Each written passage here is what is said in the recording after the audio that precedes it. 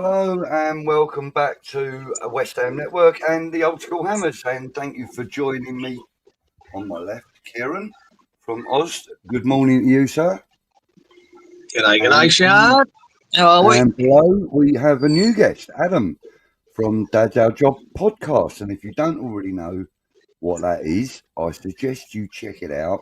Some great content on there, bit of fun, really good stuff. Adam, welcome, mate. How are you? I'm not too bad, Budgie. Hi, Kieran. How you doing? Hope you're doing all well. All good, mate. Good stuff. Excellent. Good stuff. Well, it's nice that we've got you on the week where we've got some good news to talk about. However, I bided my time, Budge. Yeah, we do have a bit of sad news also to share with you, which is that we learned this week, yesterday actually, that Billy Bonds, our great captain from the 70s and early 80s, he's suffering with dementia and he's undergoing treatment for it. And, and I know all of you will join me in wishing him well. If you want to share some memories of Billy Bonds in the chat, I'm not saying that he's gone because he ain't, but dementia's an horrible thing. So if you want to share some memories and stuff, please do. What about you, Kieran? You were saying earlier in the back room that Billy was your hero. There's only two posters I've ever had in my life. I had on my bedroom wall when I was about 8, and one was Bobby Moore and one was Billy Bonds. So I hope it's accurate. It might be just the beginning of the disease, and it might not be as serious as we think. So I'm hoping that's the case because we haven't got too many details as yet. No, I wouldn't go treatment already, and it hasn't been an official statement either. So. I just hope he's the best and it's not that serious because he was one of my all-time heroes as a captain. Yeah. Simple as that. A warrior on the pitch. Simple as that. Yeah. Let's say good evening to the field. Do you want to share something, Tom, Adam, quickly before we? I mean, just touch on Billy Bonds there. I mean, he's my dad's all-time legend. I always hear stories about Billy Bonds. I was lucky enough to meet him at an event in Dagenham Redbridge with Julian Dix, and I must say what a gentleman he is. What a gentleman, and it's such a shame to hear that news of him battling that terrible disease. Really, I mean, I've had family members that have had it, and it's almost like you're going. With these sort of diseases, you're always going through death twice because you've always lost them once, and then you've seen them lose again, and it's terrible. But Billy, I mean, what an absolute club legend. I mean, his performances for the club and the total club appearances will never be matched, in my opinion. You won't get anyone near that. But funny enough, I'd say just wearing the shirt that he lifted the FA Cup in, and it's I've never. For the second time, and I've never seen West Ham win an FA Cup, so he's the only thing I've got to latch onto in terms of VHS and DVDs. Looking at our and you were also blissfully unaware of Billy's situation until you got into the green room. So it's ironic and fate that you've worn that top. Yeah, no, it's just I thought being old school Hammers, I put an old school top on, and it's just coincidentally. You picked the best one, Adam. The best kit we've ever had, mate. Best kit we've ever had. Just a quick one. I think it's important to share that. I know that Billy and the club had a bit of animosity for years going, didn't they? But it was really good to see over the past few years that they have recognised Billy Bonds by naming a stand after him and. Putting bygones aside, and I think that's always a really good thing to do with existing legends, something that we've neglected in the past. And I think it's good that they've done that before this news occurred. I mean, and on that point, it just leaves one more stand at the London Stadium to have a name attached with it, doesn't it? Yeah. So, any thoughts on we should get that honour? Personally, I think it should be either John Lyle or Ron Greenwood, but I don't know. I personally think it's not saying this should be a stand, but I think it's a shame that Frank Lampard Senior didn't get anything. Considering what he gave to the club, also at that FA Cup final as well. It's a shame that there isn't anything there to acknowledge his services at the club. I know he left in a shadow, but it's a different club when he left to what it is today, and I think there should be some recognition for that. But in terms of naming a stand after him, probably a bit too much. But an academy centre, maybe a walkway or something that could be for him. I was thinking that those walkways across the canal, like maybe Frank Lampard Senior Way or Alvin Martin Way or whatever, Yeah. We're going to have a whole suburb fucking named after West Ham place, too. Yeah, mate. Give it 15 years, it'll be Declan Rice Stadium, won't it? So we don't do anything. They'll be tearing that one down now, won't it? By the way, that video you sent me of the Declan Rice thing was funny, but I really didn't want to play it tonight. Too much red and white on it. I know. Let's dive into the chat quick and see who's with us. I mean, I've probably got about 130 comments. First of all, we got Mark. Good evening, Mark. He says, happy you're back. Thank you. Daz, good evening, sir. That's right. Randy. Sorry. Hope you're both well, he says. Enjoyed your week off. Enjoyed a winning game for a change. Yeah. Steve Palmer, good evening to you, son. Who else we got? Yeah.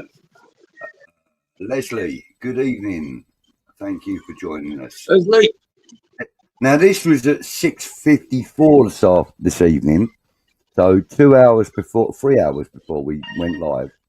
This is Billy Bonds, my most loved West Ham player, a true great. Now, I didn't know he knew about it. Maybe he did. There you go. Rich, good evening to you, sir. Who else we got? What's this? Trevor Brooklyn was his sporting hero. Gave me the best day.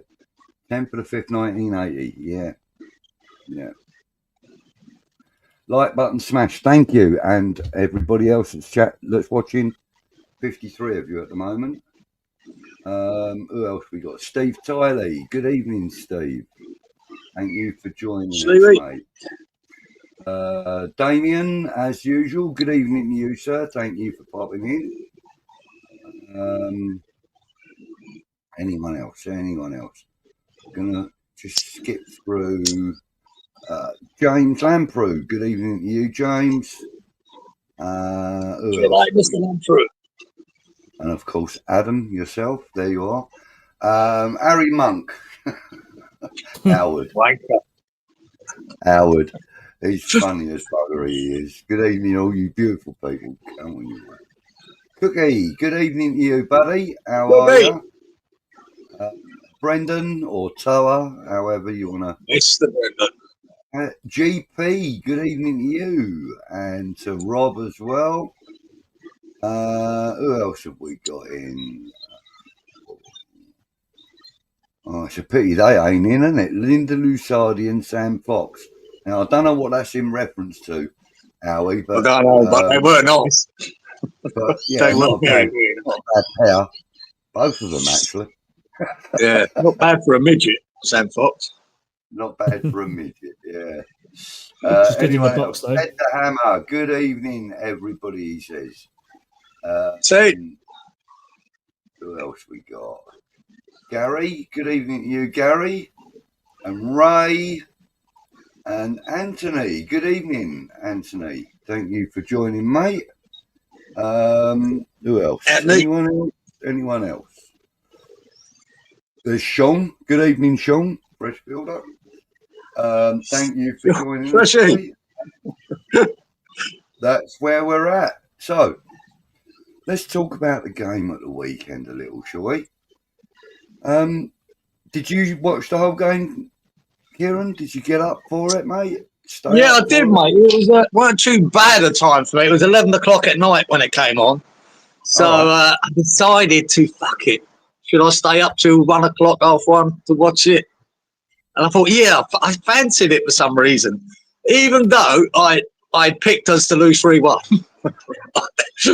I for some reason that evening I fancied it, and I went, "Ooh, yeah, I'm gonna get go watch the first half, right, and I'll judge it there. If we're really that bad, I'm going to bed. You know, I didn't get to bed by midnight, but I didn't, and yeah, I thought it was decent, guys. I thought we played well.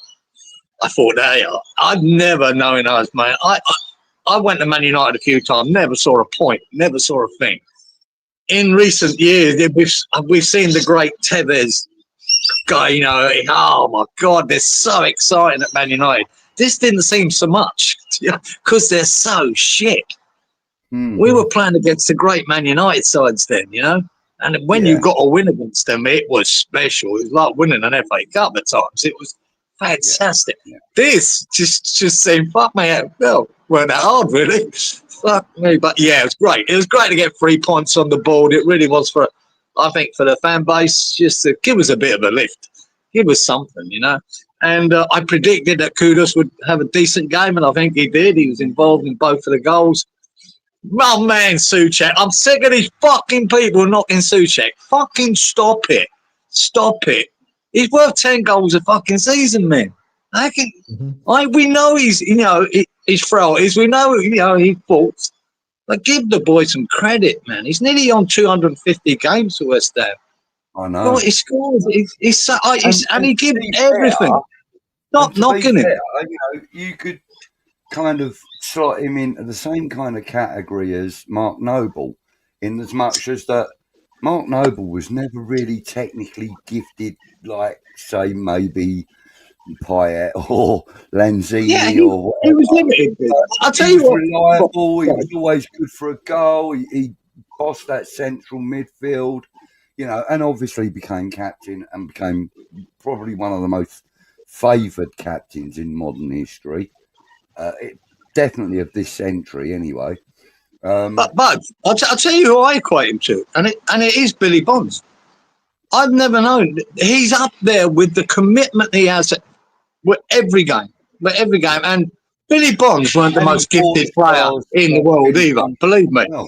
Billy Bonds weren't the most gifted player, but we loved him because of his commitment, because of his leadership, everything about him. And he was box to box.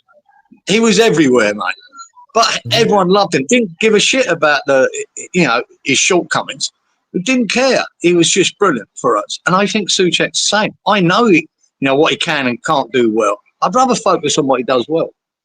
And he times his runs into the box and he scored a goal. So, yeah. Anyway, that's my little fucking loving for Mr. Souček. I love him. Spinny, turny, mate. How did you see the game on Sunday, Adam? Yeah, I watched it. I thought it was quite an entertaining game for us. I thought Man United.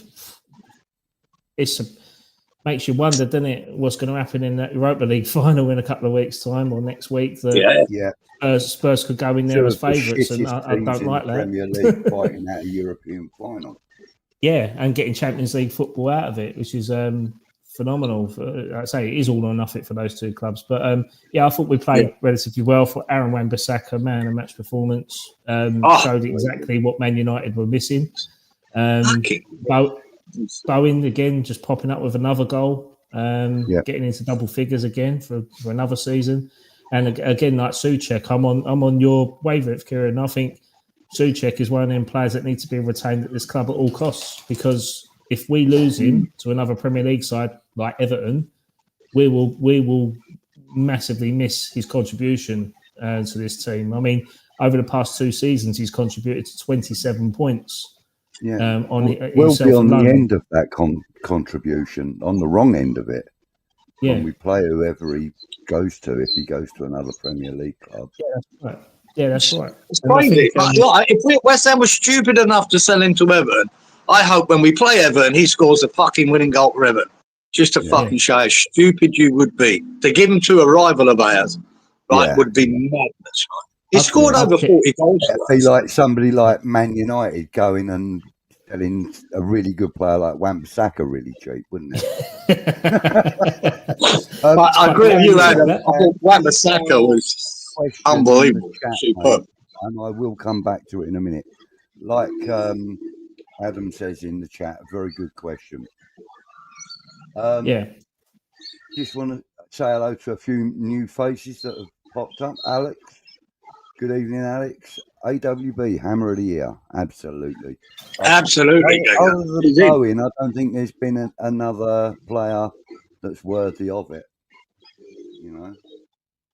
No, him and Bowen, they're getting the votes, but I think Wan-Bissaka deserves it. Yeah. You know, we were talking about naming bits and bobs, like the Jordan Hugill hostels. Yeah, exactly. No, Jordan Hugill should be selling bubble machines. That's what he should be doing at the stand. So it's the only time he gets to see the bubbles. Yeah. Right. So we've said hello to everybody that's in here. Let's go back and we will pop this question up. So Randy's asking for the three of us, what do you think about the news about Trip Smith wanting to buy Gold's shares? I don't know too much about it, I have to be honest. I'm not financially savvy in any way, shape or form. If I've got 15 quid in my pocket, I'll spend 30. So I'm not very good with finances and all that sort of stuff. I don't know how many shares are available, but I would imagine it would make him a major shareholder because he already holds 8%, is it? 8 or 10%, I think, Yeah, something like that. So I just another major shareholder, probably an equal shareholder to Kretinsky and Sullivan, perhaps. I can't see that working. I think he's going to have to buy some of Sullivan's as well and make himself the major shareholder. I just don't take much notice of this bullshit till it happens because you hear it all the time. I don't know how it would work, but I can't see anybody coming into the organisation and having to deal with Sullivan and being happy about it. Well, I really can't. We've seen Kretinsky did, didn't he? Years. I mean, how many times did Gold and Sullivan fall out over the club? Look, if anyone's going to invest serious wedge into this team, and again, right, if it's a Trip Smith, I don't believe it for a minute, to be honest. But if they did, they're going to want control. They're not going to put a couple of £100 million into a club and then let Sullivan fucking call the shots. It's just ridiculous, you know. What's the point? You'd have to take control away from him. And as soon as that happens, the better. But, you know, the old, them fucking wankers that keep saying, be careful what you wish for. Be careful what you fucking wish. I know nothing about this guy, Trip Smith. Only that he's at 8 or 10% shares in West Ham. He could be the biggest arsehole in the world. You just wouldn't know. I'd like to know a bit more about him. So, do you want to jump in on this? Do you want to jump in on this? Sorry? Do you want to jump in on this? Yeah, go on, carry on. So Trip Smith acquired shares very early on after we moved into London Stadium for like 8 to 10%, and he's been sitting on it. I think he invested something like £10 million as a minority stakeholder. But during that time, I'm led to believe that he's got a global financial contact list that he deals with billionaires in North America on a daily basis. That's his job. That's what he does. He's a broker. So he would go out there and he would befriend all these billionaires in America. So since David Gold passed away and then the shares went into probate, 12% was put up for sale by Rothschilds. The Rothschilds were kind of gaining interest alongside Trip Smith.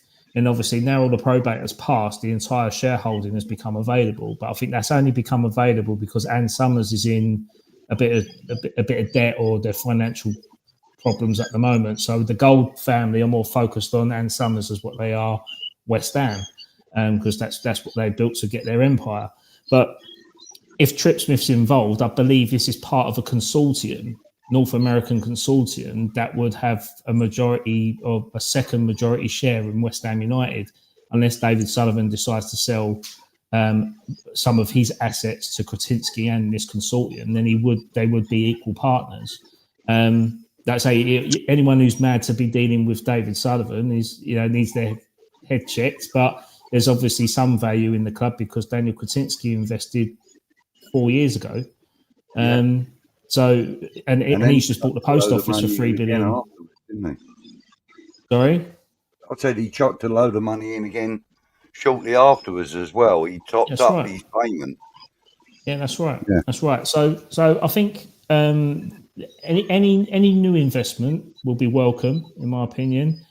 Where it comes from, like say, if it comes from like the Middle East, then I would kind of question it.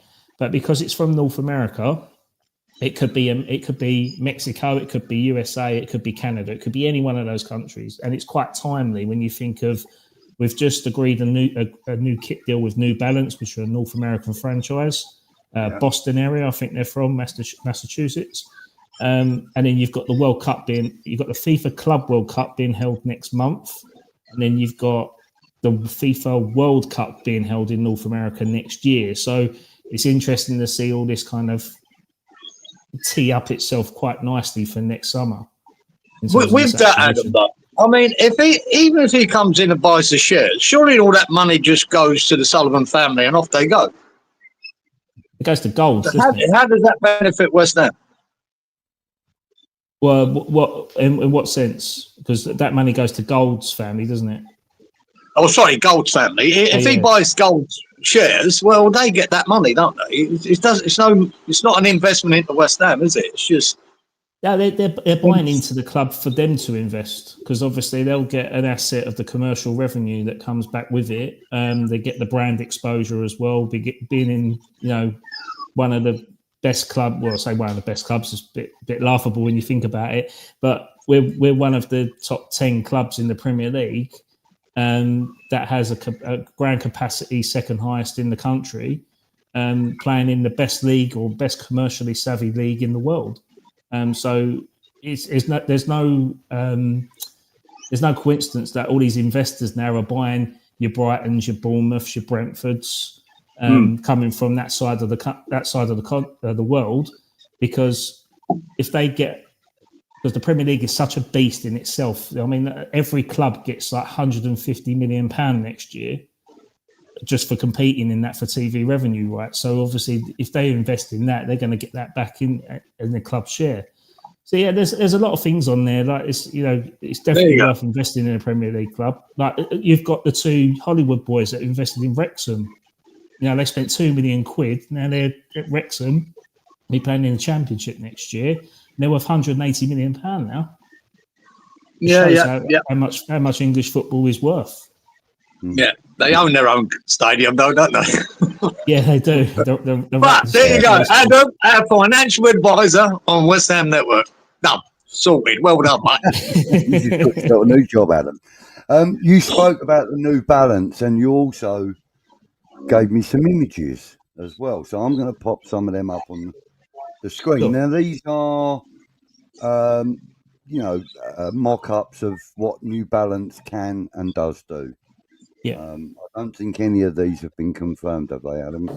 No. So these mock-ups are what I done off my own back. If New Balance decided to take inspiration from classic West Ham kits. Okay.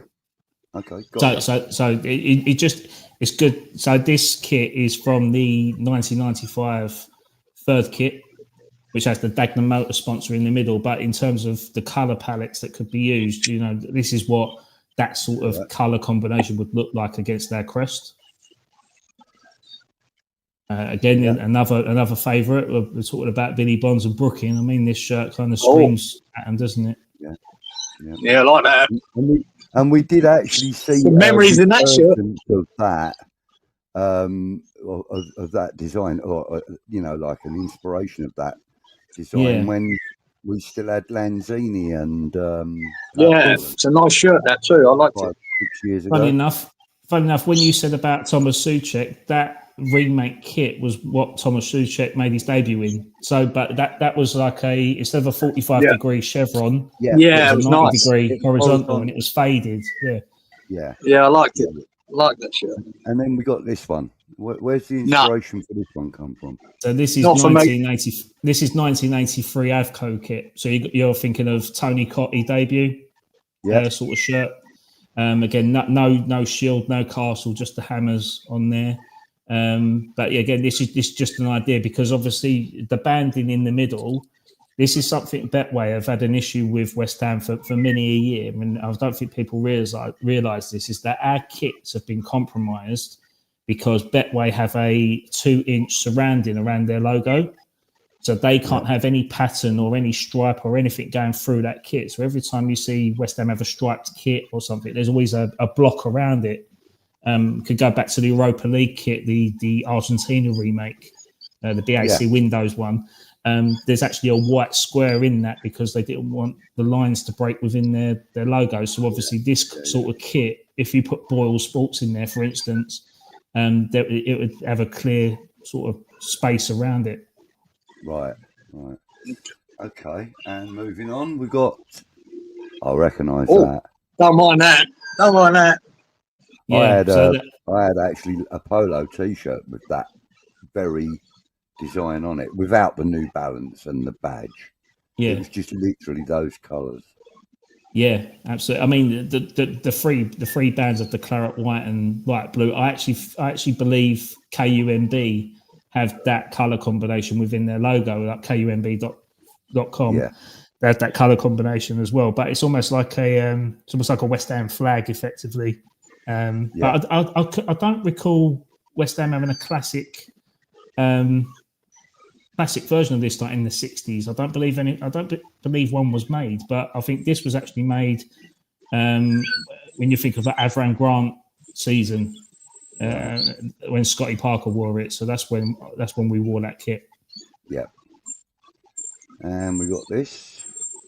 Yeah, so this is like this is inspired by when Gianfranco Zola was in charge. So obviously he had the Tony Carr testimonial years ago, and Zola and Di Canio played up front, and this is the kit that's based on. So I think it was 2010. This kit was made, but it's a bit different, obviously, with the Avco 1983 stripe going horizontally. They've used that stripe and done it vertically. But again, with the same issue with what Betway had, SBO Bet, the sponsor at the time, had a navy boundary around their logo, so that stripe was broken. So it contradicted what was actually what could have been a really nice kit. Mm-hmm. And well, this is quite a familiar looking kit. Yeah. This is the '97 remake where we had no sponsor, and then we had Dr. Martens come in as the sponsor. Yeah. So this is inspired by that John Hartson era. Yeah. Excellent. No, that's the favourite one I've done. This is something I actually done. This is something I've done literally before we come on. So I looked at a few old West Ham programs, and there's a program called Hammer in 1993. Which was a match day program, and I just took the wording or took the design from the letters. You can just see it in the background there, where it's like you've got the hue of blue and to purple, and then you've got the yellow around it. So that's what that's inspired by. So it's completely off the wall mock-up, but it is psychedelic, as some of the comments has just said on there. But this is something. It could also be a goalkeeper's top, couldn't it? It's different. Could be a goalkeeper's top. If I'm personally honest, I hope this never gets made.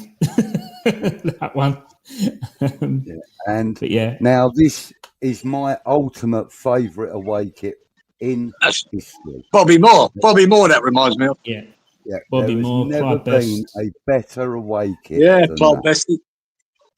To me, I think this shirt is more iconic than our home shirt. I do. I think it is. Because no other team have worn that combination of colours that, have they? You know? No. I mean, not to that Villa, style either. Burnley, and they don't ever wear that pale blue or sky blue shirt with the claret hoops. Never worn them.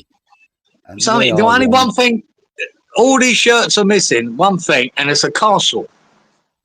Yeah, sadly, Sadly, yeah.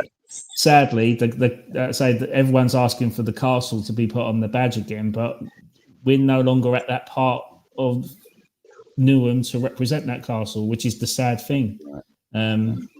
So that's why the castle was introduced, because it is Anne Boleyn's castle, but this castle doesn't replicate the castle that's at Upton Park. In fact, it's because it was a two-turret castle, whereas West Ham have a free Disneyland castle, effectively. Yeah, it's a shame, but anyway. But really nice images there, mate. Thank you for sending them across. That's all right, no Quite problem. interesting. Let me get back into the chat again. Right.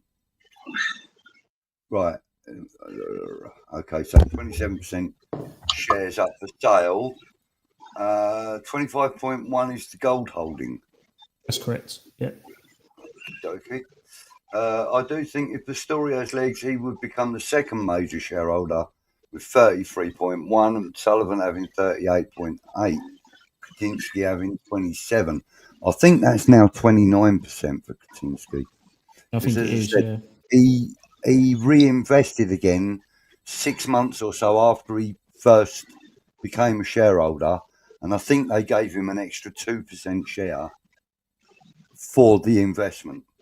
Yeah. I'm fairly sure that's what I read somewhere, and it was I think it was Geo actually.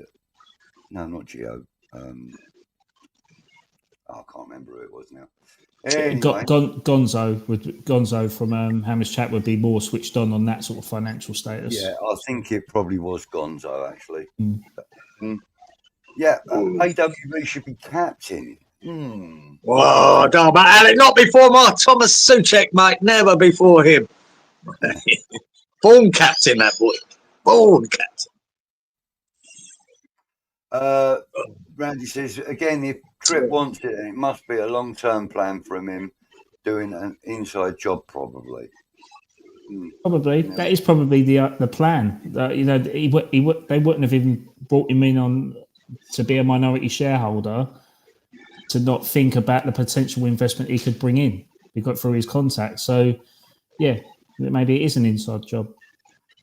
We need a guy to come in that's going to go, right, here's £1 billion to build a new stadium. Knock that fucker down and start again. That's what we need.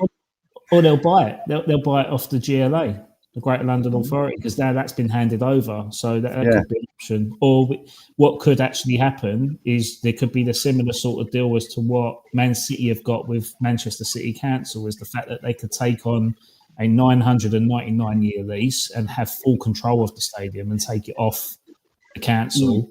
It still remains an asset. I mean, at the minute, we're on a 99-year lease, and I think we're entering the 9th year of that now. So something needs to happen. A new deal needs to happen quickly.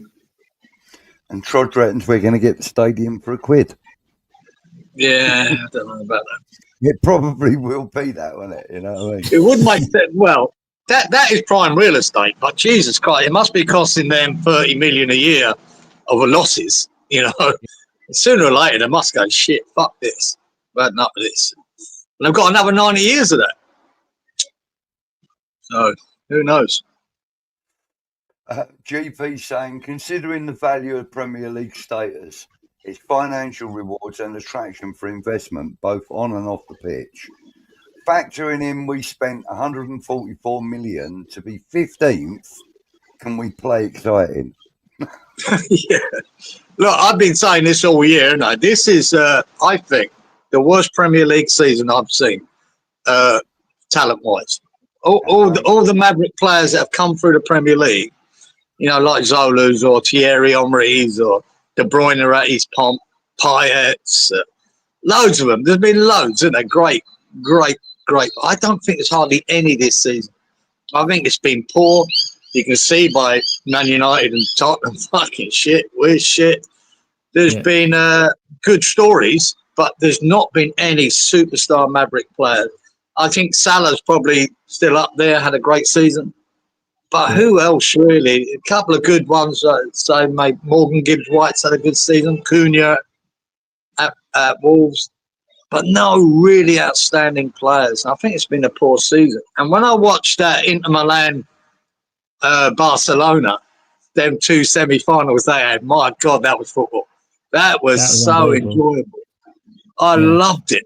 Loved both games, man. On a knife edge. It had everything from hitting the bar to great saves to fucking loads of goals.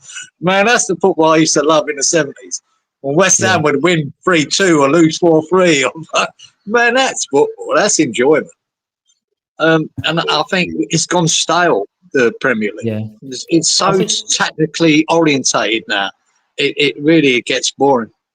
I think what's also worth pointing out, Kieran, is that semi-final, Inter Milan only within that tie because of a 37-year-old defender went up front and scored an equaliser. Absolutely, and I was going to say that, Adam.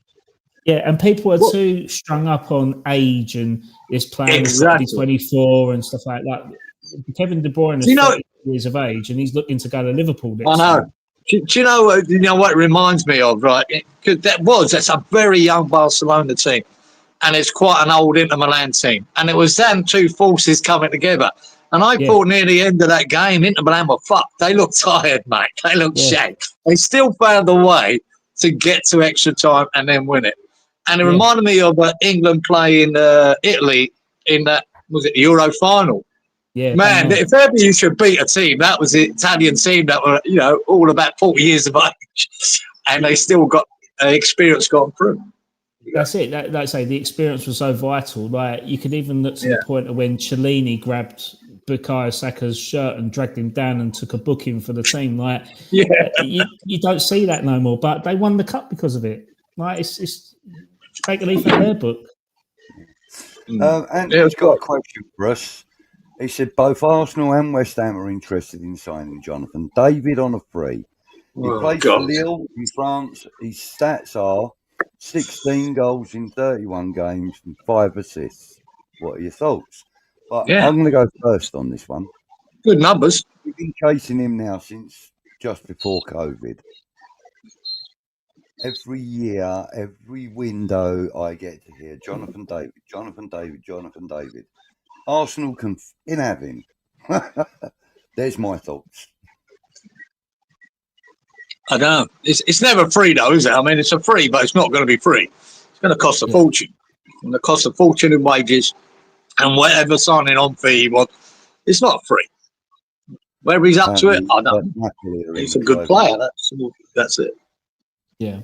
I think, again, it's as I was saying earlier, it's a North American connection again. He's Canadian. We've been after him. We're looking for investment. Like, if you're going to sign someone and go full gung-ho in signing a player on a free that could be your poster boy for future investment, then go and get Jonathan David. Like, he's going to bring so much money, especially being Canadian and playing for Canada at the World Cup next year. It's a money earner. It's a money earner big time.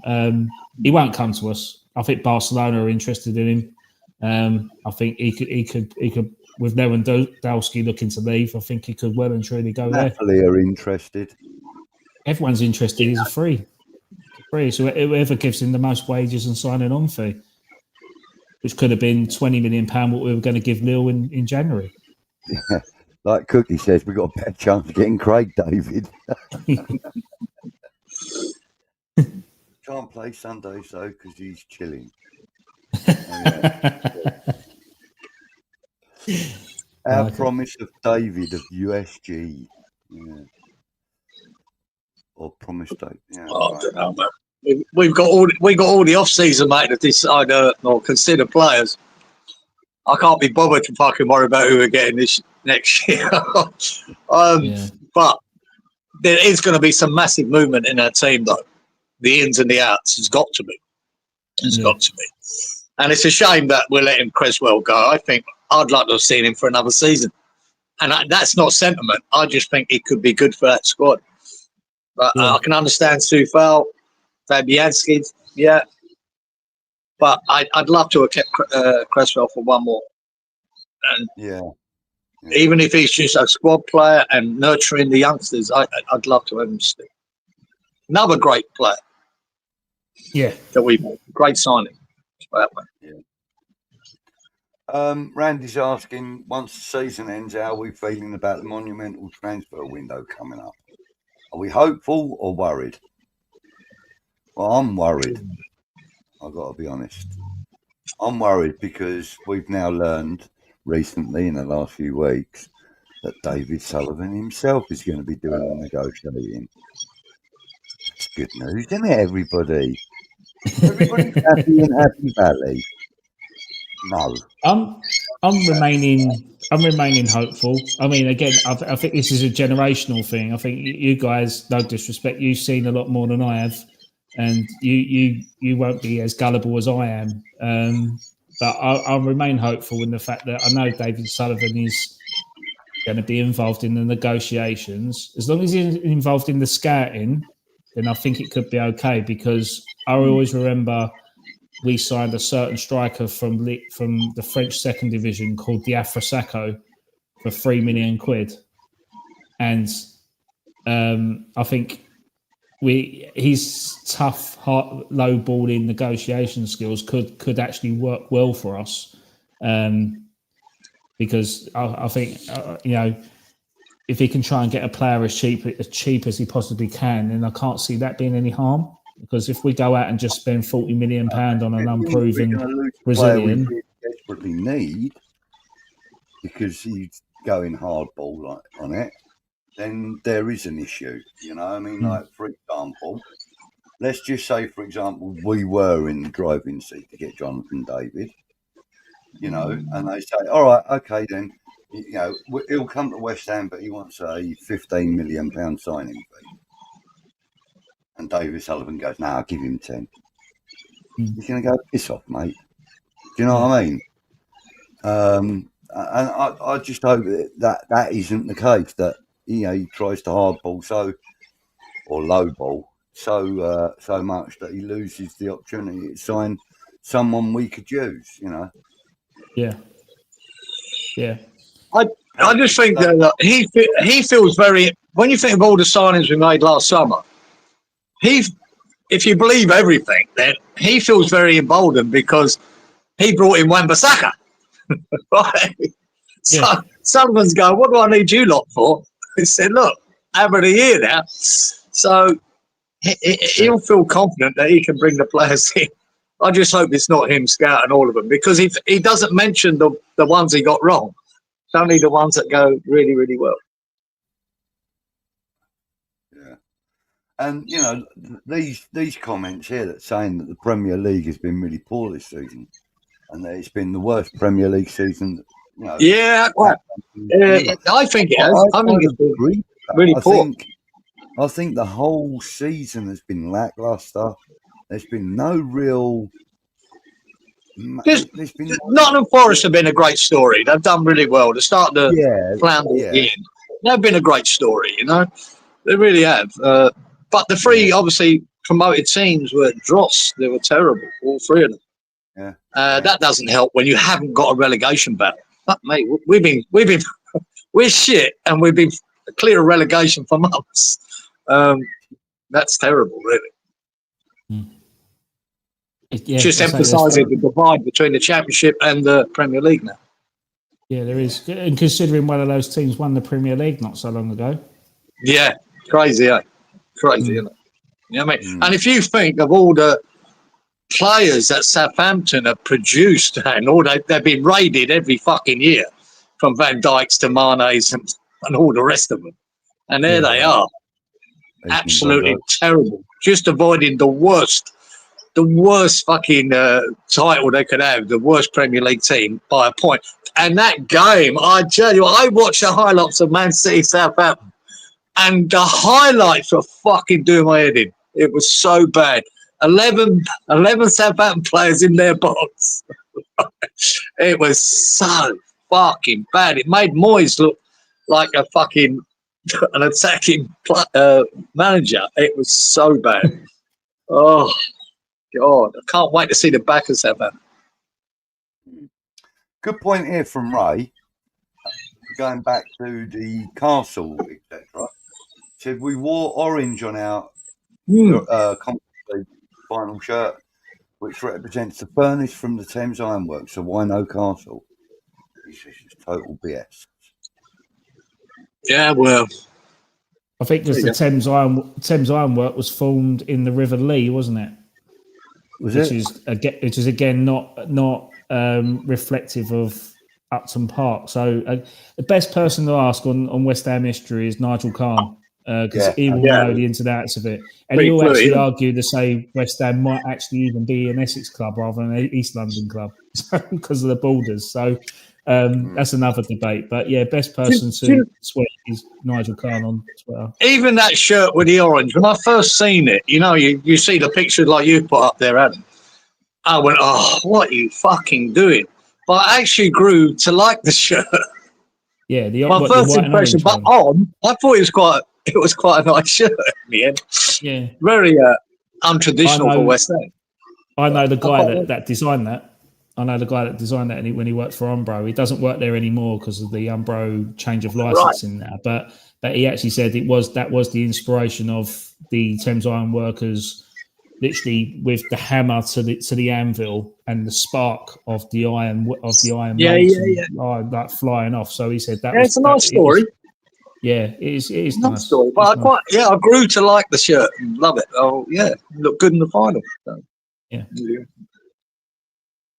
Can always change your mind, Adam. You know what I mean? On these things, so you can look for. And I always think shirts look different when they're on than a picture.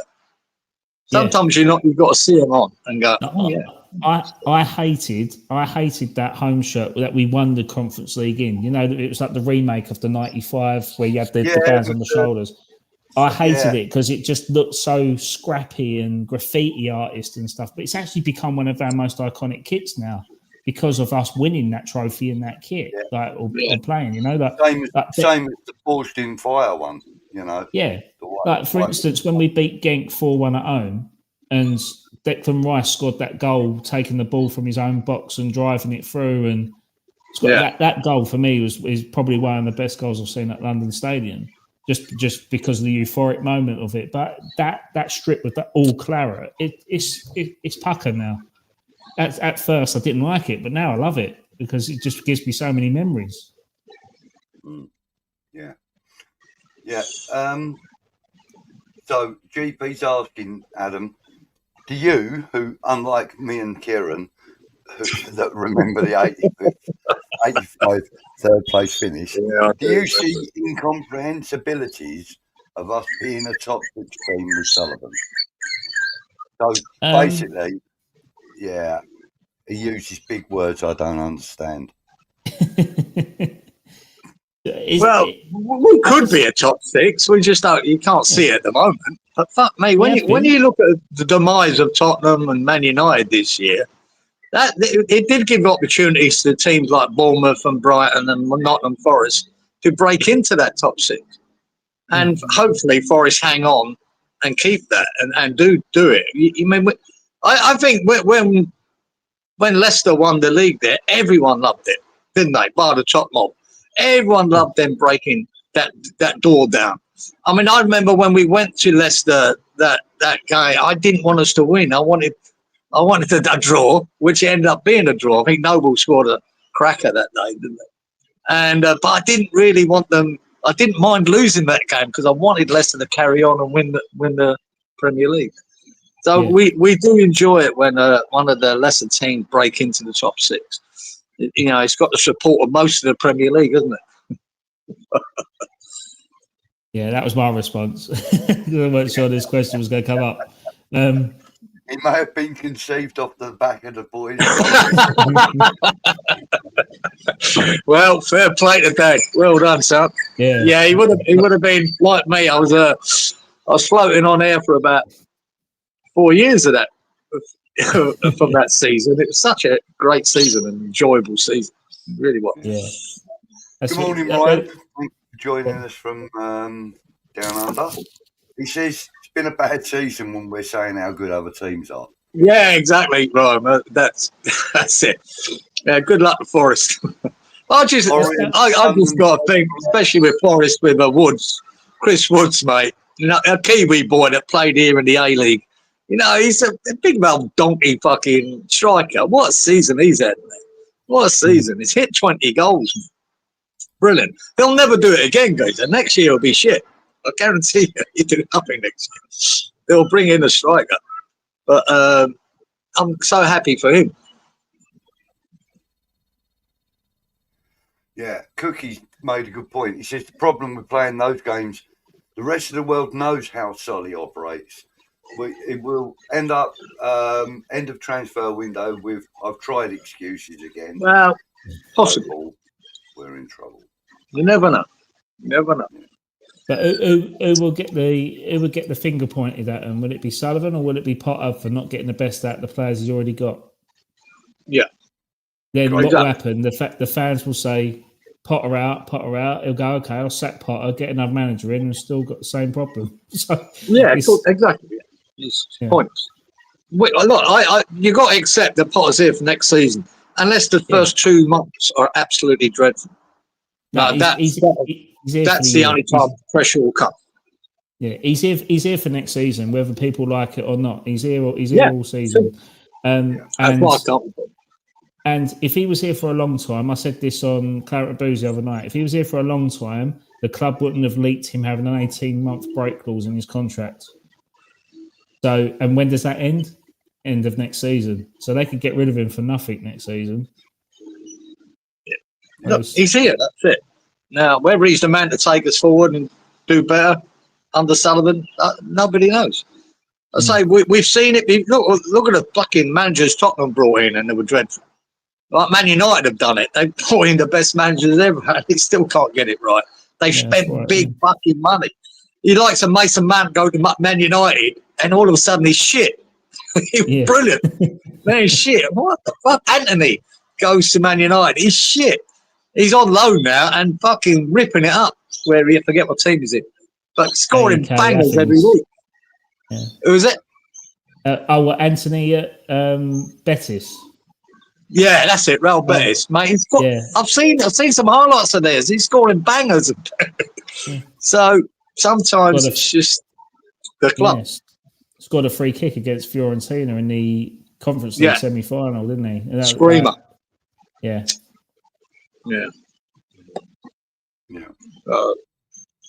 Yeah. So it's conflicting reports, isn't it? I mean, it's funny how Claret and Hugh have reported it, but then senior source is David Sullivan, isn't it? Like let's try and not beat around the bush on it. Like it's come from there, but then the Athletic are saying it's not. So yeah.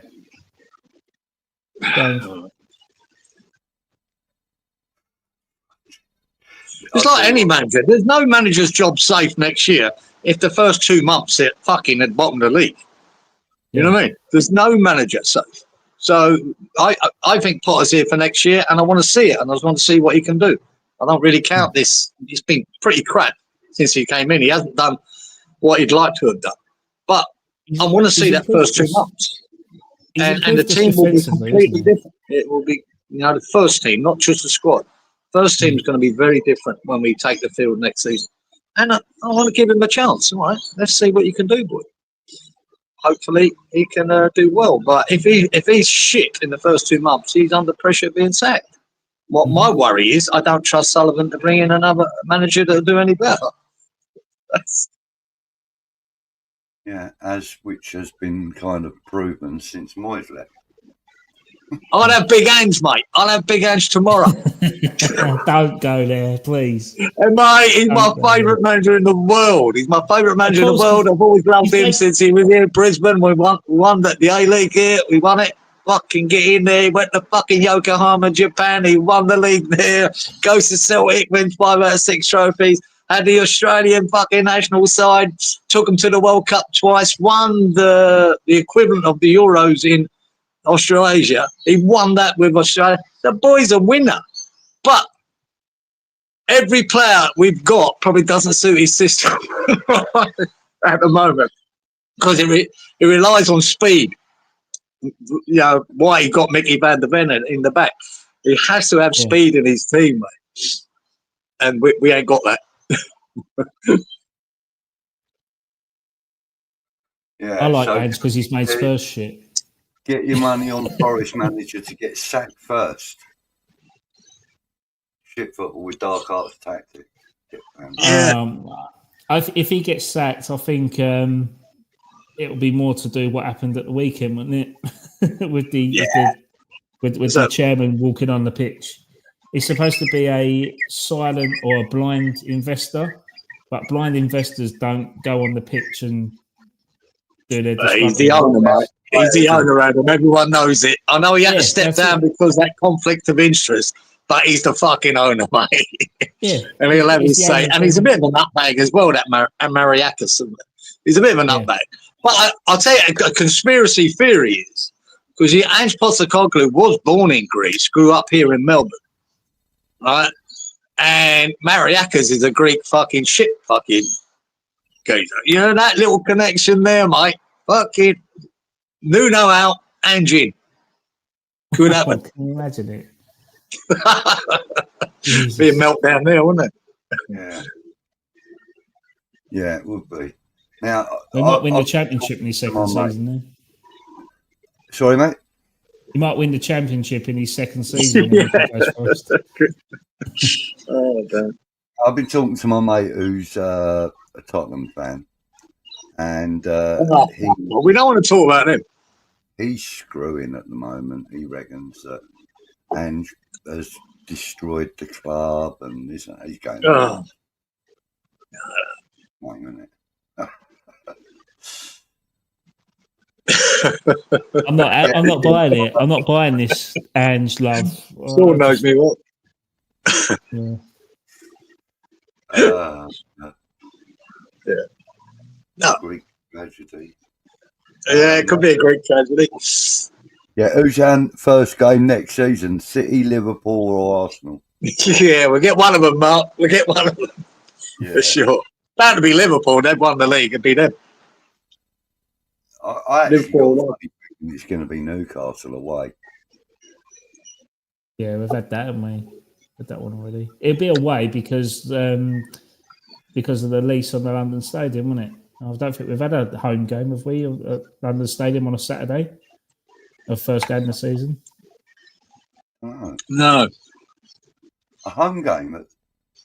I don't think we've opened the season at home on a Saturday. Oh, right. Game week 1. Yeah, I think it's always been like a Friday night or a Sunday afternoon, or we've been away, or and I think that's something to do with West Ham choosing. Yeah, their preferred things. Just like Boxing Day. Like Boxing Day, we don't tend to play at London Stadium because of the conflict with the Boxing Day shopping sales at Westfield. Yeah. So it's things like that. Kind of yeah. It's amazing that a shopping centre's deciding a Premier League fucking fixture list.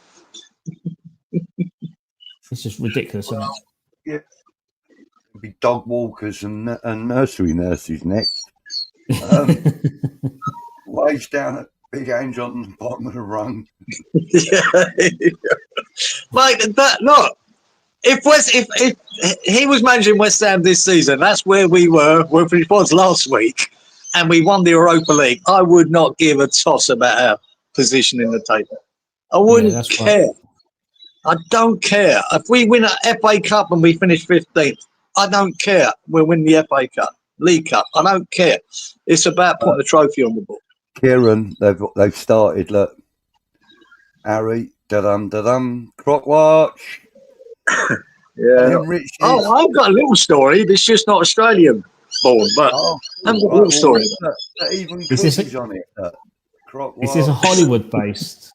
Is this a Hollywood based crocodile? Yeah, more or less. We're not far from Hollywood, I don't think. Yeah. Okay, let's do it. Hang on. I've got a point. Here we go. Let's do it.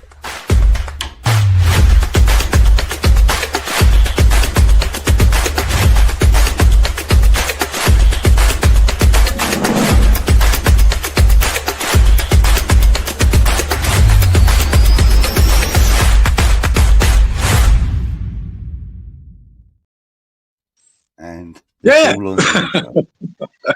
can't be asked. But there was funny enough, I'm not sure he's in Florida somewhere, but this old couple paddling a canoe down this fucking river or whatever, and they tipped the canoe over, and the woman, I think they're in their 60s.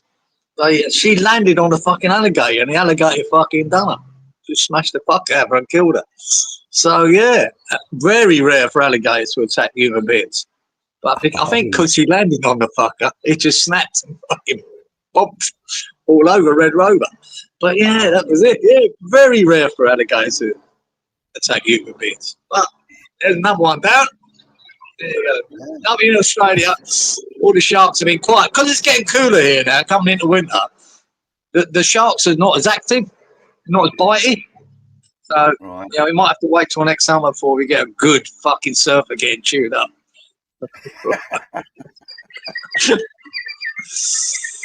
Right, yeah. Love it. That's it. Well, there you go. There's Croc Watch for this week. I love it, they do. Hang on, let's get back in the. I thought you was going to talk about the crocodile that died in Hollywood. He died at the age of 80 years of age, and he starred in films like Happy Gilmore. Oh, I didn't know that, Adam. No, carry on, Adam. You extend Croc Watch. No, I'm not extending no Croc Watch, mate. It's your. I don't want no part of it. I thought that's what he was going to talk about. Go on, Adam. No, I'll make it snappy. No. Yeah, that's a bad start. There you go. I do a really shit joke when I'm nervous.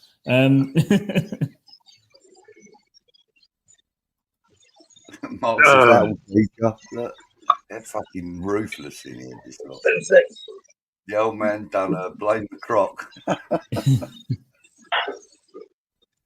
And guys, because I'm not criticising your age, but have any of you's got a pair of Crocs? Actually, funny you should mention that. No, I haven't, and I never bloody will. Gliders, yes. Crocs, no. Honestly, my father-in-law, he swears by them, but he's got indoor Crocs and outdoor Crocs for his garden. And I'm like, I said the only time I see Crocs out in public is like porters around the hospital or something. But, yeah, a lot of people like them, don't they? They like them. Yeah. Have you got a pair, Kieran? Myself. There you go. Oh, you ain't got none then, no, Kieran? No, it's not my thing, but no, they're rubbery. I mean, too hot here, I think, to be wearing rubbery things on your feet, mate. They've got ventilation holes in them. Yeah, I know. I've never tried them, to be fair. I've never tried a pair. I might love a pair. But Adam. I see a geezer doing a travel thing the other day. He was in Thailand, and there's whole shops with little accessories that you put on your Crocs. I mean, millions of these accessories, little butterflies and things. What the fuck going on here? Yeah, little lights. That's it. You could get like little spotlights put on them, and then like a little headlights for like your feet. Why? No. My daughter's actually got some. Yeah, look how little they are. Look. There you go. How cute is that? Yeah, so that's when she's relaxing, and then when she's running around the garden, they go in sports mode. Like, yeah. Well, look, yeah, so can't knock it. I've never tried them, but right. Here's another good question. Look, who do we think will win the Champions League, the Europa League, and the Conference League? The last one's easy. That's Chelsea. Yeah. All right. Yeah, my mate Fornals is gonna lose out there, unfortunately. I think the Europa League is Man United, if I'm honest. No, I want Big Ange to win it, and I'm saying I don't want either of them to win that game. None of them, right? I want it to be void. But because I'm a Big Ange fan, because of them TalkSport wankers have been beating him with that stick because he said I always win a trophy in the second year, which he does traditionally. He has done everywhere he's been, right? And because he said that, and I think he said it tongue in cheek. They've been beating him with that stick all year. All these TalkSport pundit wankers, and I just think to stick it up them, I'd like him to see him win it, not Tottenham, but him. Yeah. But I mean, I got a feeling Man United might win it. Yeah, I think it's. They haven't beaten Spurs for the past 2 seasons, have they, in any competition? No, they've beaten them 3 times this year already, Tottenham, haven't they? So, Yeah. But Don't break a duck. Do it in the final, please. I can't be having Spurs winning it because they just make our cup win look overshadowed. Yeah. We can't have them winning like the next one up. We can't be having that. No. It's got to be Man United because at least they're, historically they're serial cup winners, aren't they? Trophy winners. Yeah. So fuck Man United. Don't want them win nothing either. Fucking wankers. Rich says, "Can you get steel toe cap Crocs for work?"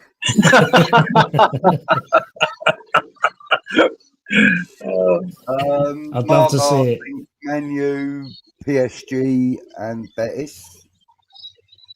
Yeah, I think the same. Well, Betis do win it. Spurs and Chelsea. Yeah, I think PSG is Randy. Well, I think PSG will nick that one. Yeah, I think PSG will. It'd be good to see a new team lift the trophy as well, wouldn't it? Chelsea and Never Man write U. the old boys off. Never write the old boys off at Inter Milan.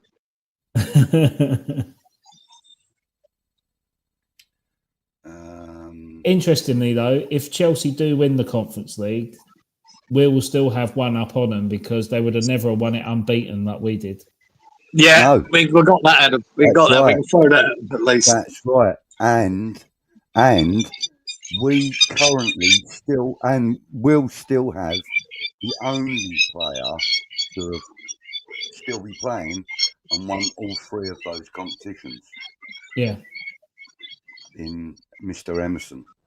Yeah, that's right. So, although he did win all the others with Chelsea. Even Kurt Zuma couldn't even, take that title either. And he played for Chelsea a lot more than bloody Emerson did.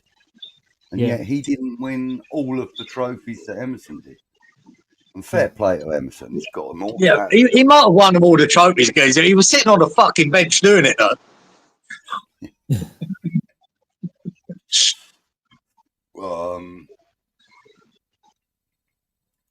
So Mark says Chelsea didn't have teams drop down from the Europa League, which is true. And we did. Spurs on Man United unbeaten. Yeah. I'm glad that's over with. I knew that I weren't sure how this league thing would work with it, but I'm glad that we haven't got that anymore. This Champions League to Europa and then Europa to Conference League. Oh, it was bollocks. Considering and also we will also still be the second best. We will have the second best European record for a Premier League team, beaten only on the same season that we won that accolade. We got beaten by Man City, didn't we? And they still hold that record. Yeah, because we lost Olympiacos, didn't we, in the group stage? Yeah. We're grasping at straws here now. Fucking how great we are. How far do you want to go back? We're the only second division side to win the FA Cup since. Yeah. I think we're still that. Are we still that? Adam? Are we still that? Are we still that? Yeah. We are, yeah. Excuse me for a minute. I've got to go and use all that. And if I'm not mistaken, my memory is fucking bad, but going to that FA Cup final and we beat Arsenal. I mean, they're red hot favourites, right? But I'm pretty sure Arsenal were in a European final after that. But I could be wrong. Not too sure. But we went to League Cup. We went to League Cup final season after, didn't we? And we drew with Liverpool. Yeah, I was at that as well, Adam. I went to Wembley. Mate, I've got DVDs. You see, yeah, I was at that. Then I went to the replay midweek up at Villa Park, and that fucker Dalglish done us, didn't he? He was on form, man. Scored a goal. I think we went 1-0 up, and they come back, and Dalglish scored. Gutted. But that was our heyday. Why we give so much credit to them players? Because we as West Ham fans, we went to Wembley 3 times in a year. You know, from the FA Cup final, then the Charity Shield, and then the League Cup final, all in 1 year. You know what I mean? It was brilliant. I thought this was going to happen every year for the next I was 19 when I went to the FA Cup final, so I thought, yeah, every other year or so we're going to keep doing it. And we didn't, but it was good.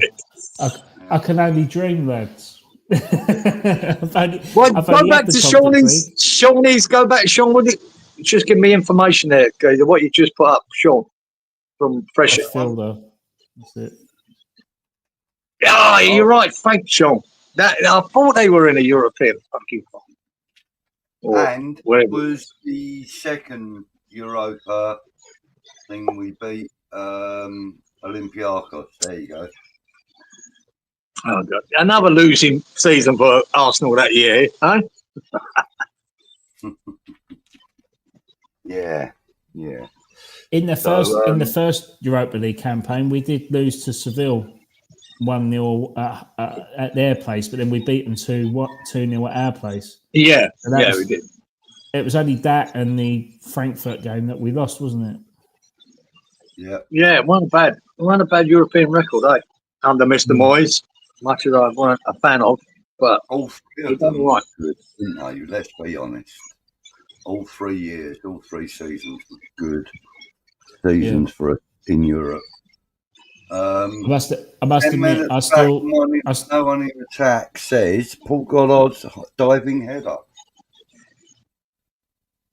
For when? Oh, I can't remember what game he's talking about. Is he talking about League Cup final? Was that League Cup final? I've forgotten a lot about that League Cup final. I remember being there. I was steaming. I don't remember much about it. I know we got the equaliser at the end. Was it a Ray Stewart penalty, wasn't it? Yeah, I think so. Alvin Martin had a header. Boy, handballed it on the line. Isn't that it? Yeah. Bloody microphone. Yes, we are, Cookie. Yes, we are. We're definitely clutching at straws. That will never be taken. I think the last one to win at Highbury too, right? Yeah, that's and the last one. Sorry, the first one. Oh, yeah, it said Tottenham.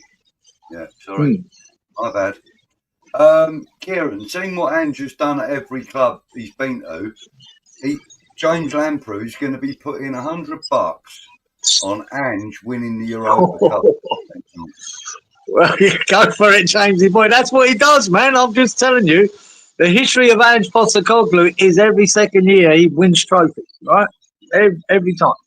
Now, James, he's gotten to a final. I don't know if he can win it. I don't know. James, about the Liverpool game. Dada, Jimmy Neighbour cross, Hansen equaliser, and then Dalglish.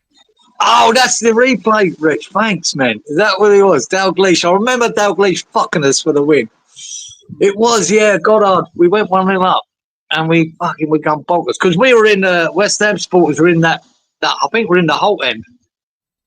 From what I remember, being in it's midweek. Jesus, these things midweek replays back then were crazy. Eh? When you think about it, you go to Wembley at the weekend and then you got to go all the way up to the Midlands, right?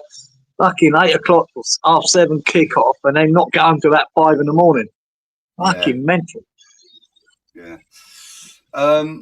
So Sean said Zagreb, which was a dead rubber group game where we played the kids. Yeah, we played the kids. We lost that one, didn't we? Just 2-1, wasn't it? Oh yeah.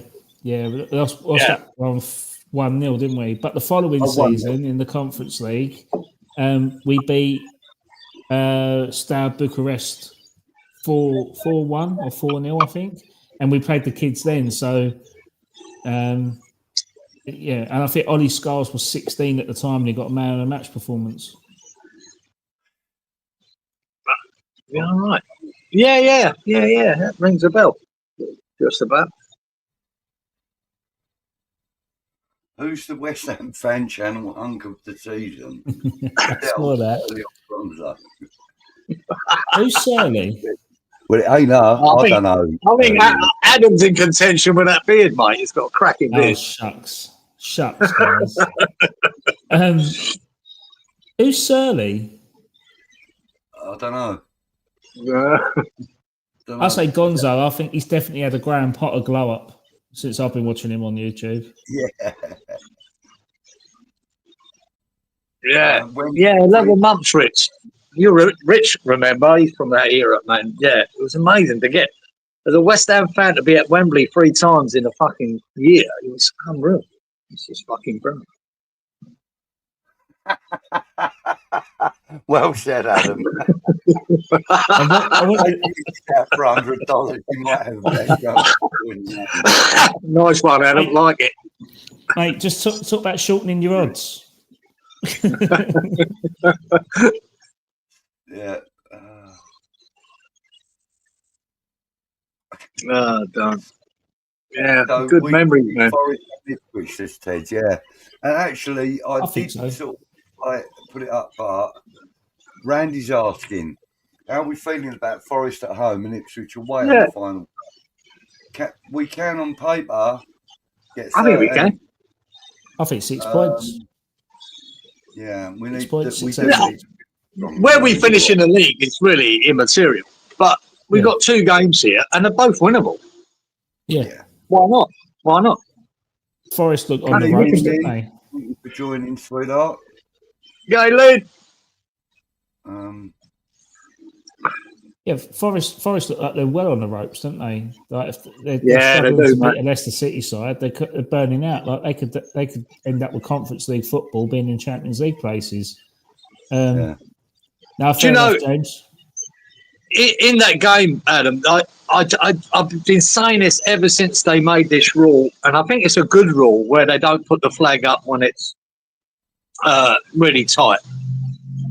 And it's always going to happen. And I've been saying it for years. Someone's going to get seriously injured from one of these decisions where it's so easy to put the flag up and stop the play. And unfortunately, it was that lady linesman where the guy was 2 yards offside. And she didn't put the flag up because that's one of their directives. And a 1 year he smashes into the fucking goalpost. And he was put into an induced coma to have a surgery on himself, right? It was always going to happen. And I'm not knocking her for being a girlie, even though I hate women's football. I think it's shit. I think she's a good linesman. I've watched her in lots of games. I always look at her and go, how do you do in a man's world? How well can you go, darling? And she's pretty good, mate. She gets most things right. But that, I think, when it's so fucking far offside, back yourself, put your flag up. Don't let the play continue. But it did continue, and we ended up with a serious injury. And it was always going to happen. And now the debate will be, should we change this rule? No, the rule's good. When it's so tight, to let the play go on, and then if you think it's offside, put it up, and then VAR can come to the right decision. I agree with that. But I think when some of these linesmen, when it's so obvious, they've been linesmen all their lives, right? They know it's offside. Put the fucking flag up there. Really put it up. Now that boy, God knows how serious it is for a 1 year, but it wasn't good. Yeah. The thing is, if they don't put the flag up, there's a question whether they're needed at all. Because you've got the semi-automated offside now anyway. So you might as well just let the game play with no offsides, and then if it is offside, you call it back, use the technology, and then call it off, cancel the goal out. Yeah. Right? But what I don't like the. I'm very much old school in that sense that I'd rather technology just stood away from these elements of game, like goal line technology. Yes, that's fine, but offsides, fouls, and calling players back to upgrade a card from yellow to red. I think it's just going far too woke for me. Like, unfortunately, once it goes that direction, though, Adam, it's never going back. Once VAR come in, that's it. It's never ever going to go away.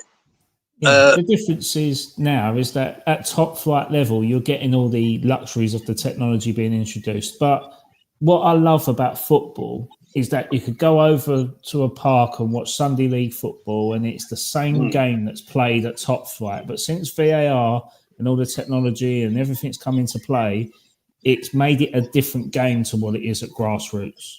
And that's the bit I disassociate with it. And it is my gripe about this is the worst Premier League season I've ever seen. Is that partly due to VAR? Yeah. Is that is that taking the joy away from the game? Because I think it is. Yeah, I think. But to me, it's either scrap it or don't, and they won't scrap it. The thing is that you could see one of the best goals that's ever scored over at London Stadium, but if that shot's gone in and it's touched a finger now, and they're going in looking at it for 8 minutes and saying, "Yeah, that goal's cancelled out because it's handball," it's killing the game. It's like, it is killing the enjoyment anyway. Without that, I mean, we don't celebrate a goal anyway. We don't need VAR to take it away from us at the stadium. Yeah. Cookie says the highlights of Cieran's season so far. Women's football is shit and the unforgettable Asians can't swim. Bring on a new season.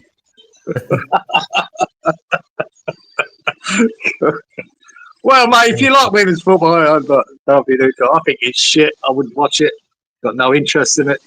None whatsoever. Good evening. Because I see adverts here, right, in Australia about the World Cup. Is it the Women's World Cup? I'm looking at it and go, I am not fucking watching a minute. Not a minute. I don't care. There's no interest in women's football. It's just garbage. Yeah. Asians can't swim. Best line ever. I didn't say Asians can't swim, but they're not very good at it. And most of the rescues here at Bondi Beach or on the Gold Coast are Asians who come over as tourists and jump into the surf, which is a very dangerous place to be if you don't know what you're doing. And they end up getting rescued 10 minutes later because they're just not used to the surf, not swimming. It's the surf we've got and the rip sides we have. It's a fucking dangerous place if you don't know what you're doing. And Asians don't. Australia is a dangerous place anyway, as we've discussed many times. Everything that walks, flies, swims, or bloody crawls wants to kill you. Let's get out of that sun. Are you still getting sunshine there, boys? Yes, we are. Thank you very much. It's been there you go, mate. Yeah. Make the most of it for the next fucking 3 days or whatever it lasts till your summer. I can say with all confidence we've been having better weather than California. Well, Northern California anyway. Wonderful. That's good. That's really good. There's nothing better. Ciaran, can't you see my sunburn? You look a bit reddish there, Adam, yes. Hard to see here on this small screen. But that's a less natural tan. Display at the park this afternoon. That's why he's like slip, slop, slap, mate. Slip, slop, slap. That's and he's little on the other. Oh, mate, it was atrocious. Like I'm looking after my daughter today because my wife's gone out for a works event, and I thought, well, I'll take the dog. I've got a basset hound, and I've got a 3-year-old daughter that just won't listen to me. So she wanted to take the dog out for a walk. So she's like, I want to hold the lead. And so I'm like, all right, fine, hold the lead. So she's going off. She's walking the dog in the road, like on our estate. The dog's going one way, she's going another. She's seen a park and she's going, oh, park, dropped lead and started running over. So now I've had to step on the dog's lead, right?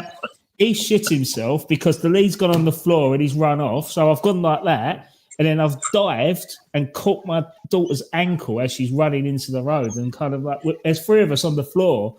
Like I've got the daughter in one hand, I've got the dog looking at me like, "What the fuck you doing?" The joy of parenting. Oh, this is what our podcast is about. It's about our kids being bellends and putting us in positions that we don't really want to be in. And subject, Adam, please tell everybody what you do and where they can find you.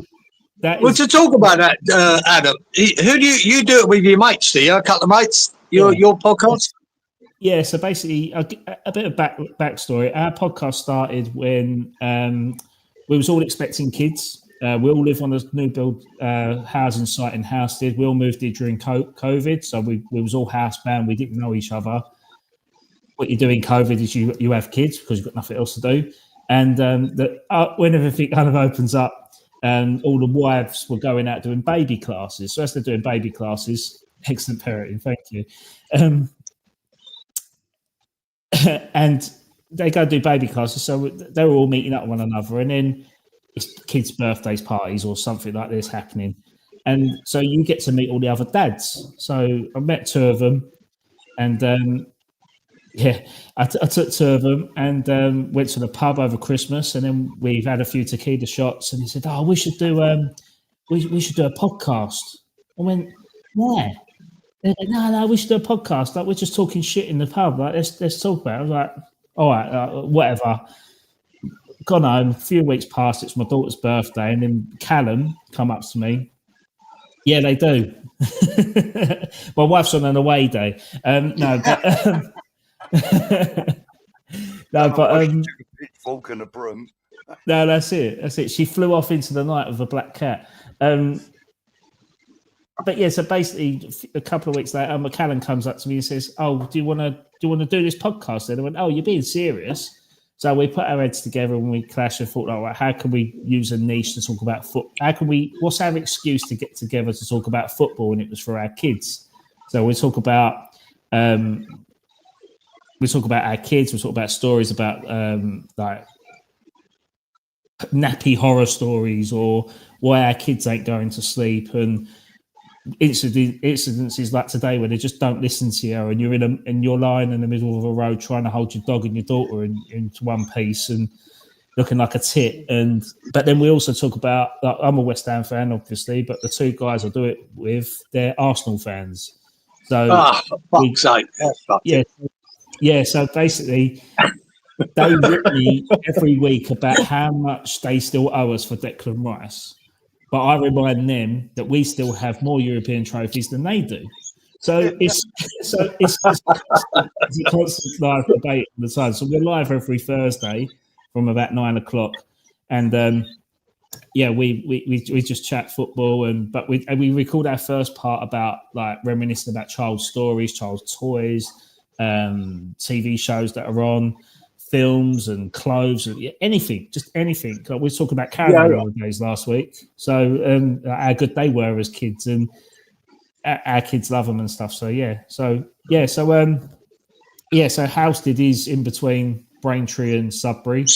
It is on the way from Chelmsford. I'm just reading a few of the comments now.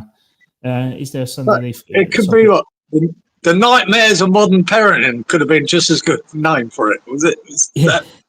Yeah, well, Dad's Ad Job title come from, do you know the famous Roy Keane saying where he slags off a goalkeeper?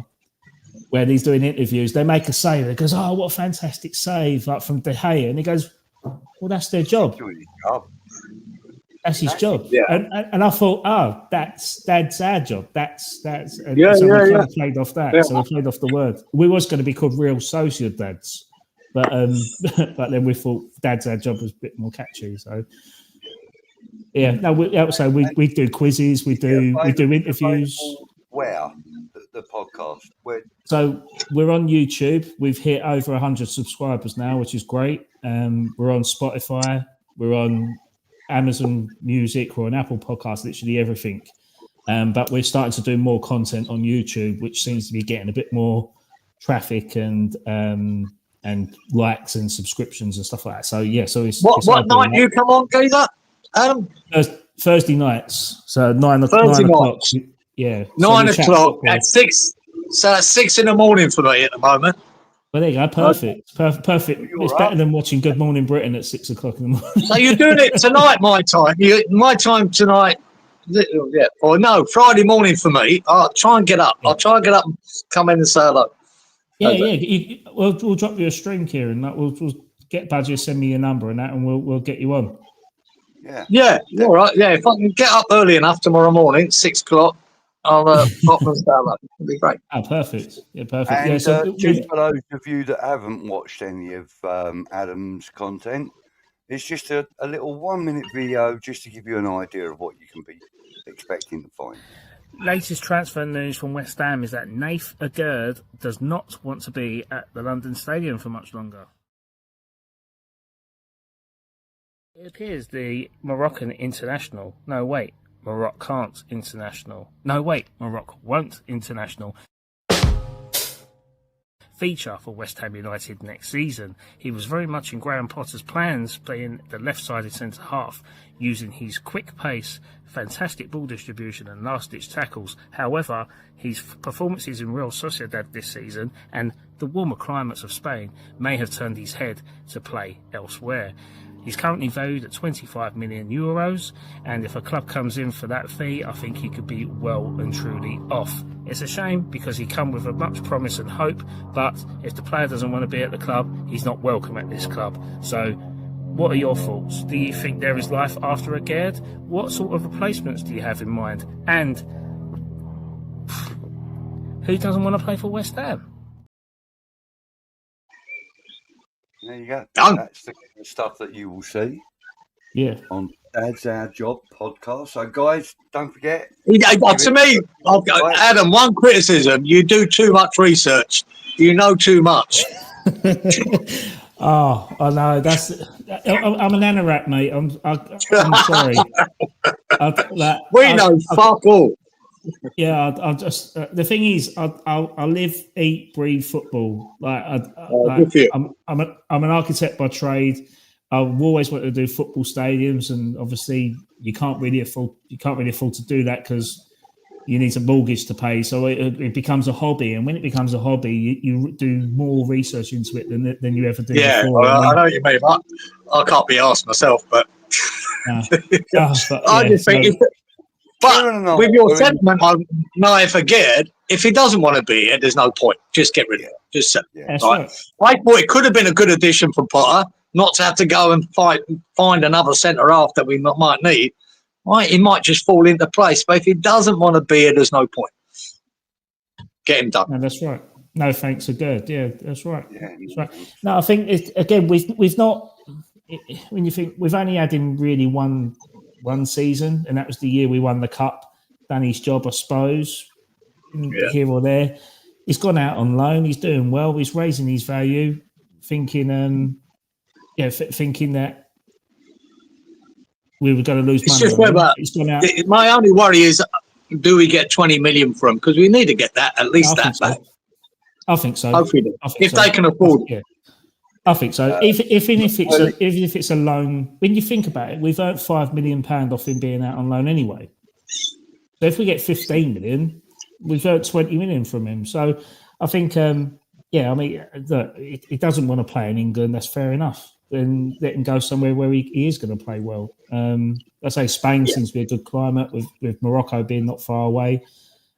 Saudi Arabia, obviously with the Muslim side of football, and they're investing more in those types of players. Why not? Like I wish him all the best. He's a good chap. I mean, I've met him once. I think he's a good character. But if your heart's not in it, it's no point staying somewhere where you're not helping anyone. You know, I mean, at the end of the day, if he's happy where he is, he's happy. Just let him be. I mean, his contribution and his desire to play for West Ham wasn't really in question during the time he was here. He had a very unlucky start though, Budge, didn't he, with that injury at Rangers? He's gone to Sociedad on loan, and he's enjoyed it, and they've enjoyed having him.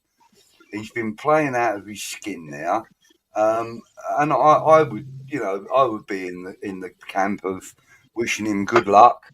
Thanks for your time with us. Thanks for helping us to win the Conference League final. Yeah, he didn't do that. We enjoyed your time here. You did. Pop back and see us again in the future. You know what I mean? I am still bitter, really, that Pablo Fornals was just sort of sold overnight. Well, he's in a European final, geezer. Fucking get in there, Pablo. Oh, he's doing all right. But I want him back. You're not having him back, geezer. That ship has sailed. That ship has sailed, geezer. It's gone. Sadly, I think I want Soufal to stay next year. That ship has sailed. Yeah, I'd love Soufal to stay. I think the sad thing with Soufal is that Potter doesn't want to play as a fullback, and he's a fullback. He even plays a right. Exactly that. It's needs must. He wants to play with wing backs, and that's that. Yeah. So it's a shame. I hope he gets somewhere. His young boy has just joined the West Ham Academy as well. I just hope he gets somewhere in it. I think hopefully he gets another job in England that he can stay and prosper. I hope he does. There was talk about Fulham, wasn't there? Because he almost went to Fulham in January, but they blocked the move, didn't they? So he could end up going there, couldn't he? But it could end up. It could go anywhere really. Like Could end up on Twitch.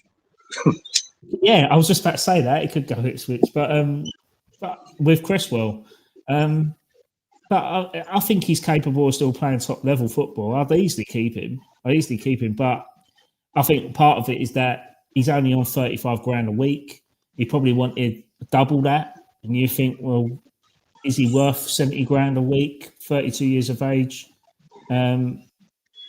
Yeah, it's, I think he was worth 70 grand a week a couple of years ago, Geezer. Whether you'd want to pay him that now is another thing. But I can see his point of being pissed off when you bring the likes of Danny Ings in, what 80 grand, whatever you want to report, you want to believe, 80 grand a fucking week, and he's sitting there doing fuck all. Not that that's Danny Ings' fault. I'm not knocking Danny Ings for that.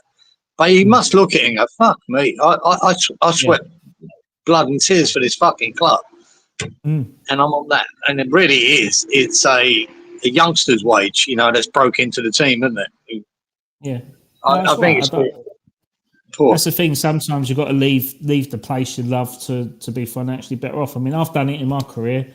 I've had to leave places that I've absolutely loved to make sure that I've got more money out of it. And it's just life, isn't it? And he's leaving in a good way. And I think the club have done him a justice by announcing it early to give him that send-off at home. Yeah, and that's good. That's good. Because I love the boy. Another one with full commitment. Regardless of, we know he isn't the best right back in the world. But I've had some good times with Soufal. The day he pocketed fucking Grealish when Grealish was at Villa. Fucking hell, mate. Fantastic. Some good memories from Soufal. I'd argue that he's been one of the most important players during his time here, because you look at his assist rate or his pre-assist rate. It was good, man. It was good. He's incredible. I mean, I've watched quite a few, like all the goals of 23, 24 or 22, 23 or whatever the case may be. And, quite often it's Soufal getting the ball into the box, and I think his assist rate and everything has been... When we were doing well, he was a massive part of the attack. Soufal at that time. When we had Rice and we were counter-attacking and that, Soufal was a big part of that attack. And I won't forget that. I mean, it was superb. It's a shame, really. I'd just love to see somebody or Soufal himself score a fucking goal. That's what you can't put on his stats. He hasn't got one yet. He's had a couple of shots that have cleared off the line. I'd love to see him score a goal for he's the next 3 or 4 attempts on goal, hasn't he? Since he's been with us. He's not. He's definitely not a right back goal scorer. Imagine if he scored his first goal for West Ham against Nottingham Forest. Oh, love that. I was reading Thomas Repka. That Repka, he hit the post, didn't he, in the playoff final, and I thought, it's going to be his only goal for West Ham. It happened, did it? No, it's a shame. It's a shame he hadn't got one. It's one to his record, man. Soufal probably goes down Repka territory, really, for me. Like in terms of cult player, he's actually done more than Repka, really, if you think about it. But I think in terms of cult players, like Repka's adored and loved at this club, but Soufal, I think you've got to put him above that.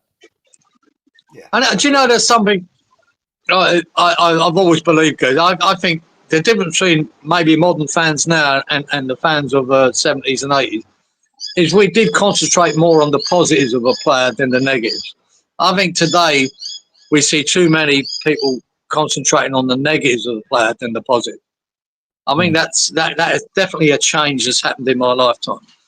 And we when we used to go to Upton Park, right, and went to the pub afterwards, we'd forget about the neg. We'd slag them off. Don't worry about that. Like, fucking shit. It was this, it was that. But we forget about them. We only remember the positive sides of players, whether it be Billy Bonds, Bobby Moore, Jeff Hurst, Martin Peters, fucking Clyde Best. We were more concentrated on the positive than the negatives. I think with social media these days, there's too many negatives come out. Yeah. And another one will just be today. I needed to fucking address this. Them Liverpool fans that booed fucking Alexander-Arnold should be fucking ashamed of themselves. A geezer, a young boy that gave 20 years of his career to fucking Liverpool and to be booed coming on in their shirt to try and win a fucking game against Arsenal. Disgraceful. Fucking hang your head in shame, you scouse wankers. It's disgusting. Everything he possibly could for the club that he loved.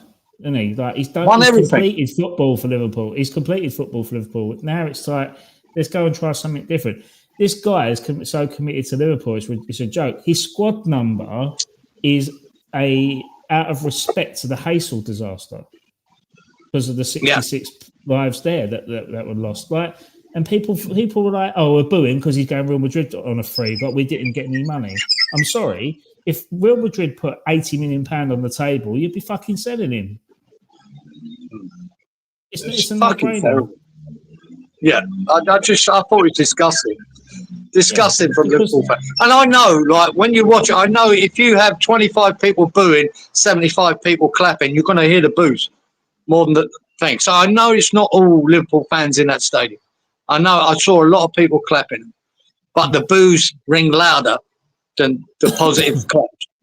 And all them people that booed him, fuck them. Fuck them. You ain't supporters, mate. You ain't supporters. When I watched the game at the weekend of the 2-2, he stepped up for a free kick and it was goal scoring territory and everyone went quiet. And they only booed him when the fucking ball went wide. And I thought, if he scored, what would you have cheered and beat Arsenal? Like, there was one guy I see there on TalkSport, he's a reporter and that, but he was in the cop end with his son.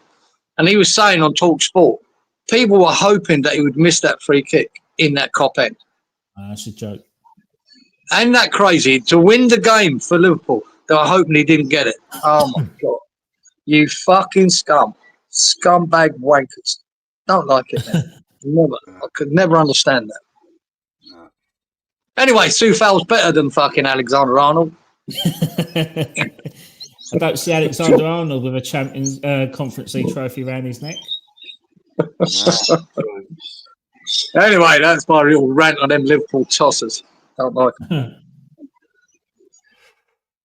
Okay, well, look, we've been going for an hour and 45 minutes. You were only going to do 30 minutes, Adam, but I'm so glad you stayed.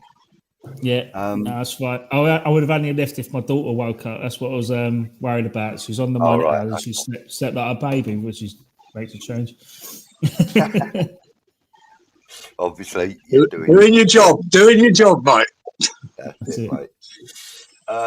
So anyway, thank you to everybody in the chat for fuck that. I'm here for the next 2 hours, guys. I don't know, mate. He's just woke up. He's fresh. Yeah, exactly. You lot want to go to bed, I don't. No, you've just got up. I went up about 6 o'clock this morning. I've been up for. So have I.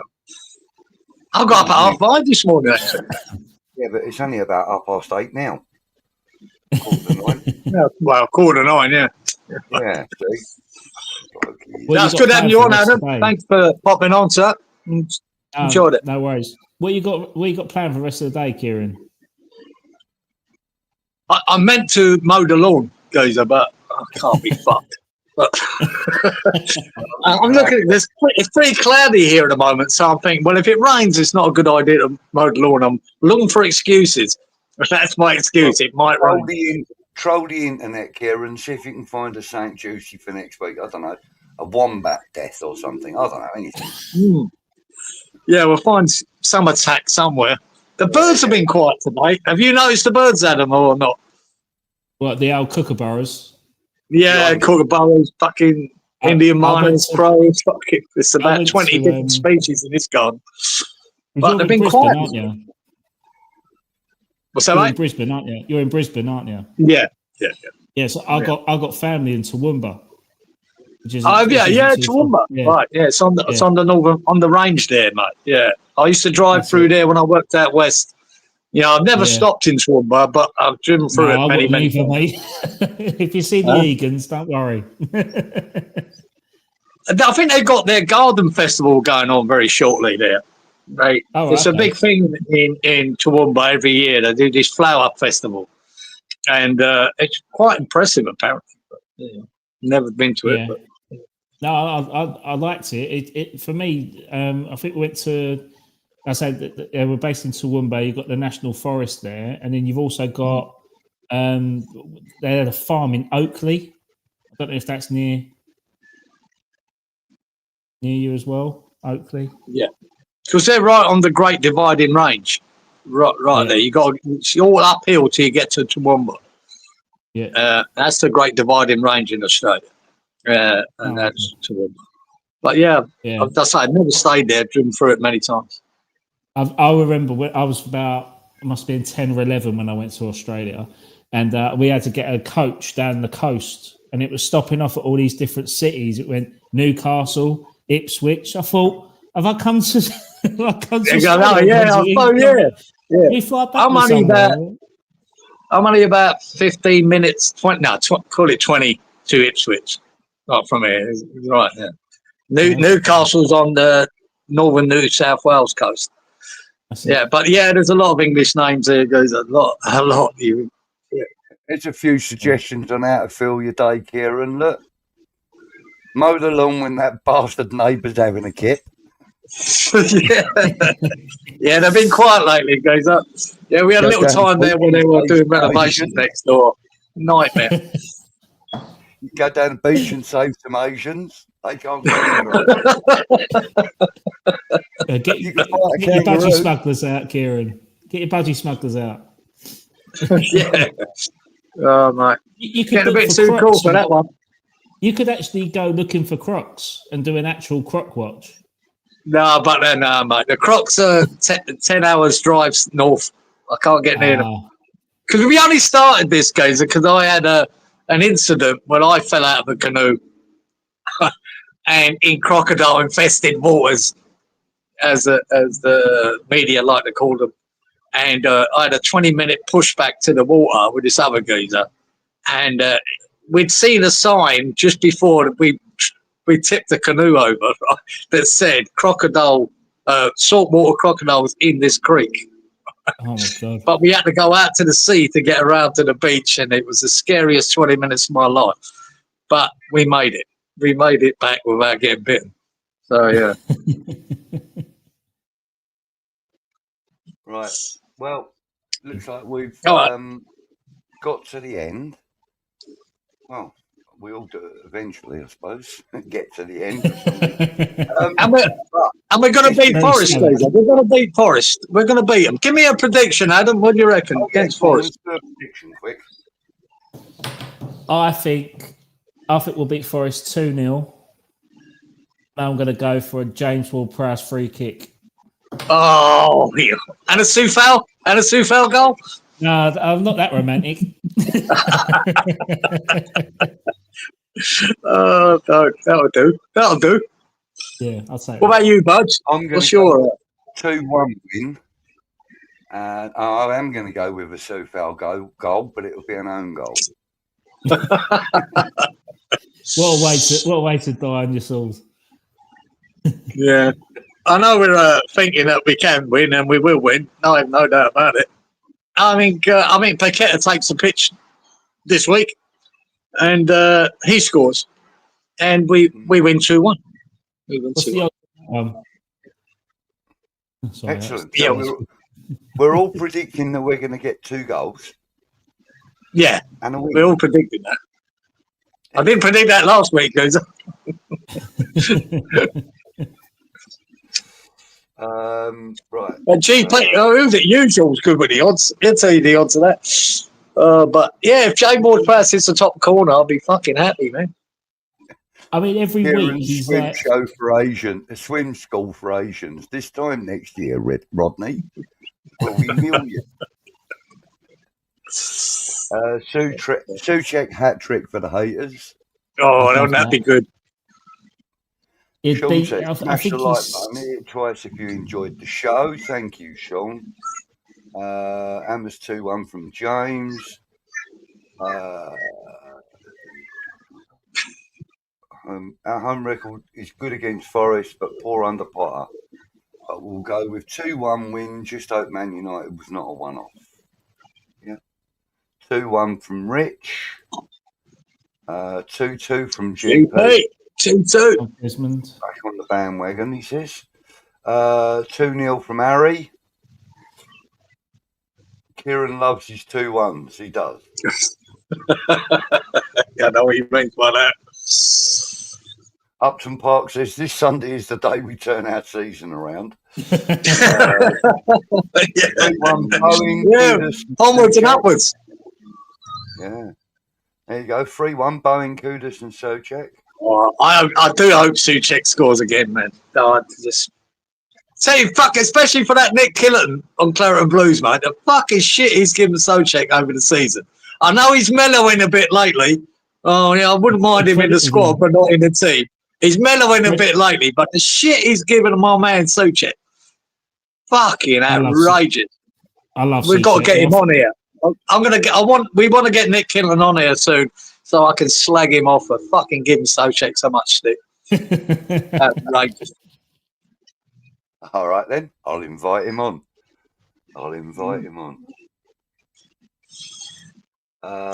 You know who said defeat is bad? Nelson Mandela. Fucking hell. Right, boys and girls in the chat, thank you very much for joining us. Thank you for joining us, Adam. It's been brilliant. Hope everything goes well. Thanks, Adam. Everything. And guys and girls in the chat, those of you watching after the event, if you're watching this on a rerun, look up Dad's Our Job podcast on all the socials, including YouTube. Give them a subscribe and a like. And I'm fucking getting up tomorrow morning at 5:30 to fucking catch up with them. That's fine, mate. You do that.